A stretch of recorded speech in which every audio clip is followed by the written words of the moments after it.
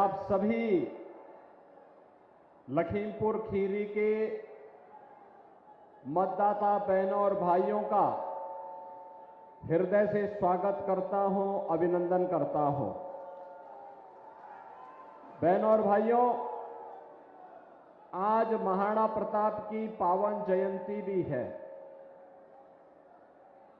स्वदेश और स्वधर्म के लिए शौर्य और पराक्रम की पराकाष्ठा क्या हो सकती है।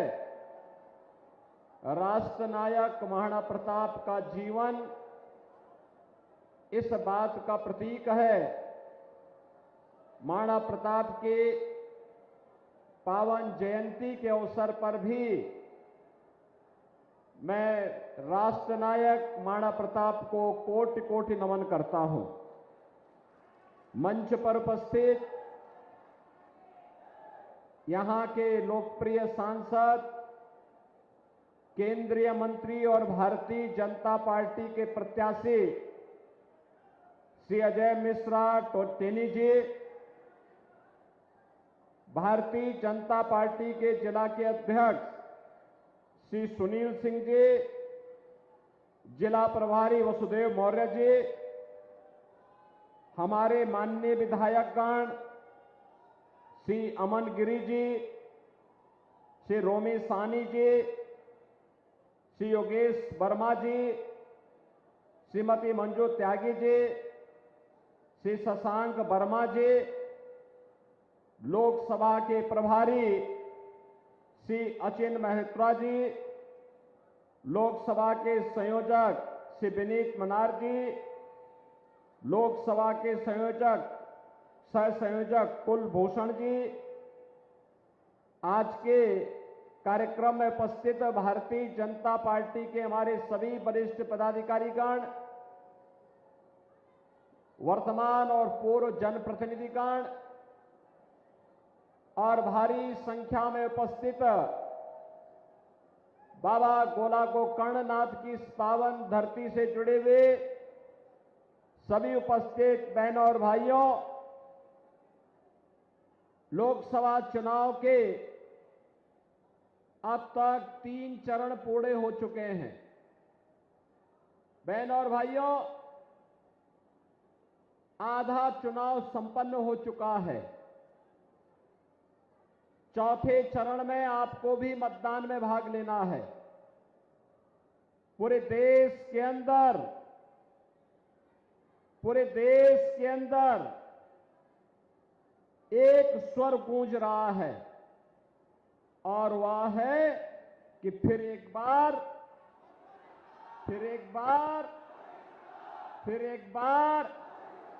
मोदी सरकार का। बहनों और भाइयों, ये मोदी सरकार के बारे में जो यह स्वर गूंज रहा है, ये वैसे ही नहीं है।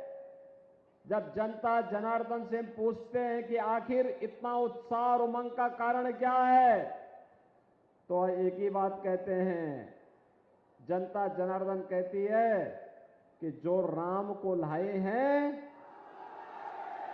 हम उनको लाएंगे। यानी जनता जनार्दन के मुंह से एक ही स्वर गूंजता है, जो राम को लाए हैं हम उनको लाएंगे। अब मुझे बताओ, इतनी बड़ी संख्या में आप लोग हैं, अयोध्या में राम मंदिर का निर्माण अच्छा हुआ है ना? सहमत है ना? फिर ये कांग्रेस और समाजवादी पार्टी के लोग क्या बयानबाजी कर रहे हैं? कांग्रेस के एक कथित बुद्धिजीवी ने क्या कहा? उन्होंने कहा कि राम मंदिर का निर्माण अनावश्यक है। ये राहुल गांधी के सलाहकार हैं और ऐसे ही समाजवादी पार्टी के राष्ट्रीय महासचिव हैं। उनका बयान आया है राम मंदिर का निर्माण बेकार हुआ है।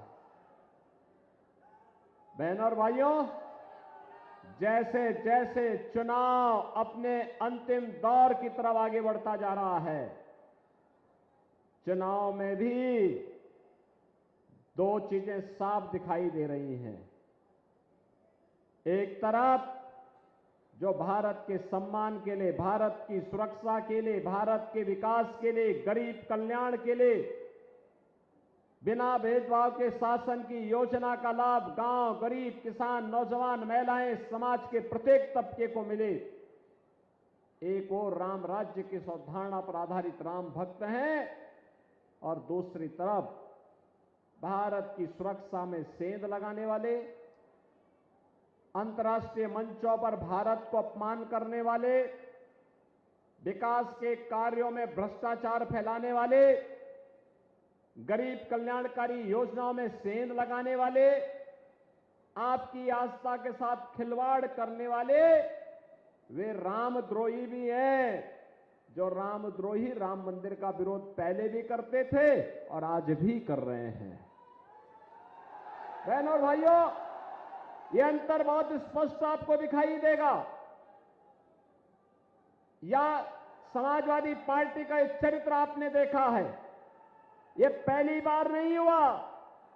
समाजवादी पार्टी तो एक और राम भक्तों पर गोली चलाती थी और दूसरी तरफ राम मंदिर पर, अयोध्या में राम जन्मभूमि पर, काशी में संकट मोचन मंदिर पर, लखनऊ, वाराणसी और अयोध्या की कचहरियों पर, सीआरपीएफ कैंप, रामपुर पर हमला करने वाले आतंकवादियों के मुकदमों को यह समाजवादी पार्टी वापस लेने का कुत्सित प्रयास की थी। इनकी मंशा तो वही थी, वो तो आप हैं कि आपने इन मंसूबों को पूरी तरह धराशायी रख कर दिया है, अन्यथा ये लोग आपकी सुरक्षा पे सेंध लगा देते। और मुझे बताते हुए प्रसन्नता है। अच्छा, मुझे बताओ, आप में से कितने लोग हैं जिन्होंने अयोध्या में राम मंदिर का दर्शन किया? इधर काफी बड़ी संख्या है, काफी बड़ी संख्या है। और बहनों और भाइयों, जैसे अयोध्या नई अयोध्या बन गई है,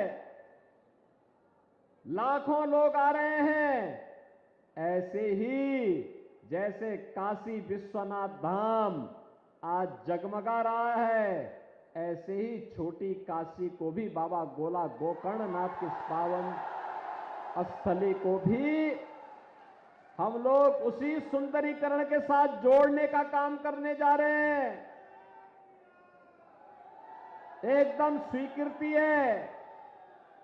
4 लेन की कनेक्टिविटी के बाद यही गलियारा और एक एक व्यापारी को भी पुनर्वास करके उनको बसाने का काम भी होगा। किसी को उजाड़ना नहीं, हम तो बसाने का काम करते हैं। बहनों और भाइयों, यह केवल राम भक्त ही कर पाएंगे, रामद्रोही नहीं कर पाएंगे। ये रामद्रोही तो समाजवादी पार्टी की सरकार के समय आपने देखा होगा, हर दूसरे दिन एक दंगा होता था, कर्फ्यू लगता था, व्यापारी और बेटी दोनों असुरक्षित थी। प्रदेश में किस प्रकार की अराजकता थी, ये किसी से छुपा हुआ नहीं। और कांग्रेस के समय देश की सीमाओं में घुसपैठ होती थी। वैश्विक मंच पर भारत का सम्मान बचा नहीं रह गया था। देश के अंदर आतंकवाद, नक्सलवाद सिर चढ़कर के बोल रहा था। विकास के कार्य ठप पड़ गए थे। और बहनों और भाइयों, यही नहीं, विकास के कार्य भी ठप थे और गरीबों को मिलने वाली जो सहायता है ना, आज जो 80 करोड़ लोगों को फ्री में राशन, 60 करोड़ लोगों को आयुष्मान भारत में 5 लाख रुपए की स्वास्थ्य बीमा का कवर, 50 करोड़ गरीबों के लिए जनधन अकाउंट, देश के अंदर 12 करोड़ किसानों को किसान सम्मान निधि का लाभ, 12 करोड़ गरीबों के घर में शौचालय, 10 करोड़ गरीबों के घर में उज्ज्वला योजना का सिलेंडर, 4 करोड़ गरीबों को मकान। जो ये लाभ मिल रहा है ना, ये मोदी जी ने आपको जो लाभ दिलाया है, कांग्रेस के समय और समाजवादी पार्टी के समय में इन्हीं सब योजनाओं पे लोग सेंध लगा करके बंदर बांट कर देते थे, जिससे गरीब को नहीं मिल पाता था। बहनों और भाइयों, हाईवे नहीं बनते थे, रेलवे का काम नहीं हो पाता था। अब तो आपके यहां भी हाईवे भी है, रेलवे भी है। One district one medical college में, आपके यहां श्रीनगर में मेडिकल कॉलेज का निर्माण भी लखीमपुर खीरी का हो चुका है। बहनों और भाइयों, ये नया भारत है। ये नया भारत आतंकवाद को पनपने भी नहीं देगा और सीमा की सुरक्षा के साथ किसी को खिलवाड़ भी नहीं करने देगा। ये नया भारत कहता है हम छेड़ेंगे नहीं, लेकिन कोई छेड़ेगा तो छोड़ेंगे भी नहीं।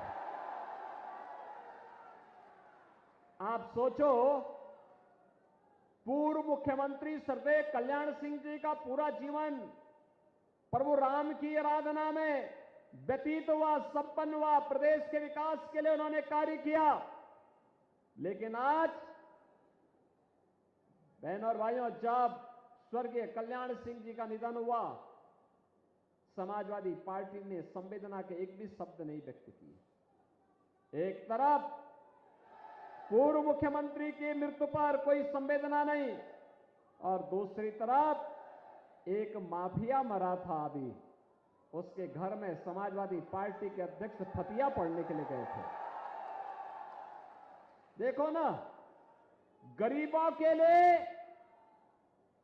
आम जनता के लिए, किसान के लिए, नौजवान के लिए, महिलाओं के लिए इनके पास कोई कार्य योजना नहीं, लेकिन माफिया और अपराधी को अपने गले का हार बना करके पूरे प्रदेश को अराजकता की भट्टी में झोंकने के लिए ये लोग कार्य करते थे।